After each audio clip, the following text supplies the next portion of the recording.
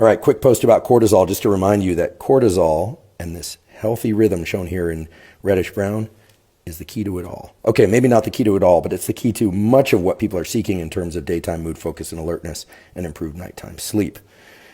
Here's the deal. Your cortisol naturally starts to rise before you wake up. It's the reason you wake up. It eventually hits a certain level, and the cortisol awakening response, as it's called, kicks in. You wake up. You open your eyes.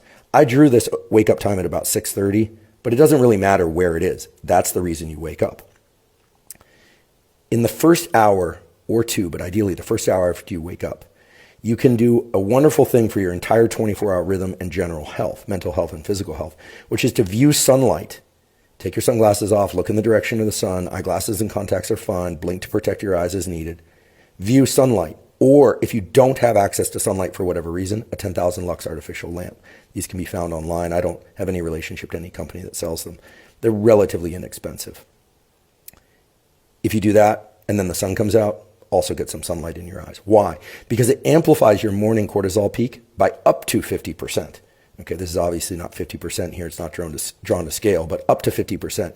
You want your morning cortisol high because it sets you up for lower cortisol in the late afternoon and evening. And that has to do with the way that cortisol is on a negative feedback loop. So you want to spike your morning cortisol. Best way to do that, view bright light, ideally from sunlight or 10,000 lux artificial light.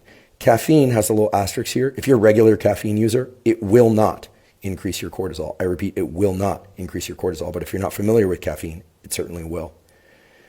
By the way, you can drink your caffeine as soon as you wake up. I never said that you had to wait 60 to 90 minutes. I did say if you're somebody that tends to crash really hard in the afternoon, delay your caffeine by 60 to 90 minutes. And I think you'll be positively surprised how well that works. If that's too long, maybe even just 30 minutes, because caffeine extends the life of cortisol. Exercise of moderate to high intensity in the morning if you can. I know some people's schedules don't allow for that. Hydration, a vastly underestimated tool for increasing energy. Why? Proper hydration can increase baseline cortisol levels. So can dehydration. But drink 16 to 32 ounces of water when you wake up in the morning. You'll be positively surprised how well that impacts your energy levels. Some of it's due to direct effects of hydration on cells. A lot of it is due to effects on cortisol. Deliberate cold exposure, an asterisk. It won't spike your cortisol. If anything, it will lower your cortisol, but still it will increase epinephrine, norepinephrine, and dopamine, the so-called catecholamines. Very quickly lead to more alertness. Licorice root that contains something called glycyrrhizin. Warning, it increases blood pressure. It can extend the life of many prescription drugs. That could be a good or a bad thing, depending on what you're taking, what your doctor says. Consult your doctor.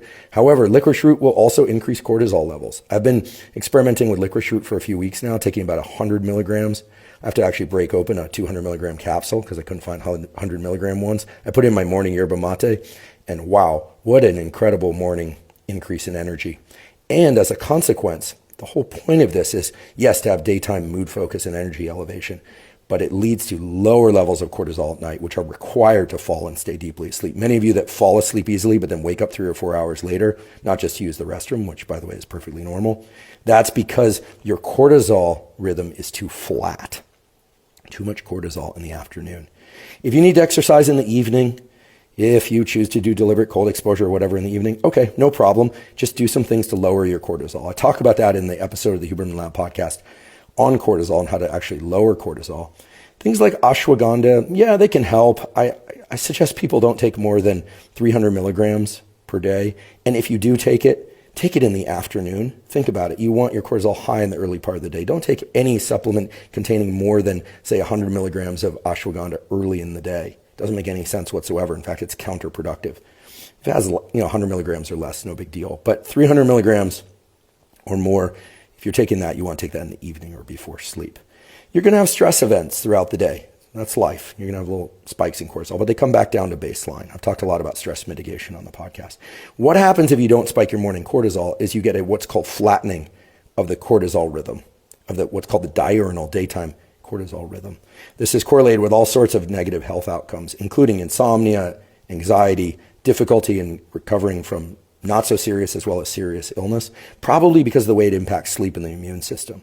So spike your morning cortisol so you don't get a flattening of your cortisol response.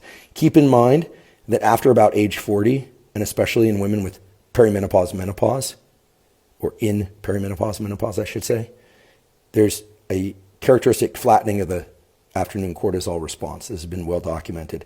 So you can do some things to amplify your morning cortisol. It will help to offset that flattening.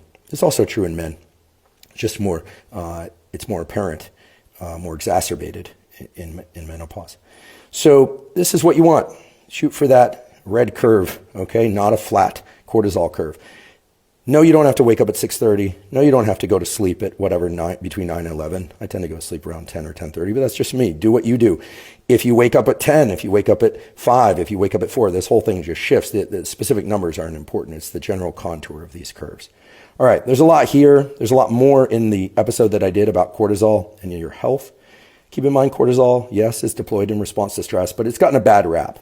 Listen, unless you have Addison's or Cushing's, which are related to severe alterations in cortisol levels, you can work with and control your cortisol levels in healthy ways. And if you have Addison's or Cushing's, you should definitely talk to an endocrinologist, talk to your physician. Again, I'll caution you about glycyrrhizin.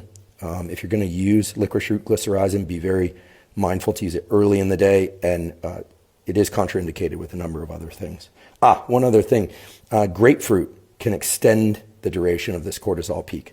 So if you like grapefruit, eat a grapefruit in the morning and drink some grapefruit juice if that's within your nutritional plan.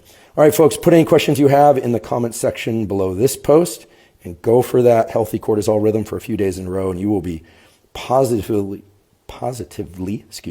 surprised at how much daytime mood, focus, and alertness and your sleep improve, and as a consequence, immune system function, and on and on and on. A lot cascades down from cortisol because getting your cortisol rhythm is the key to it all. Thanks for your interest in science.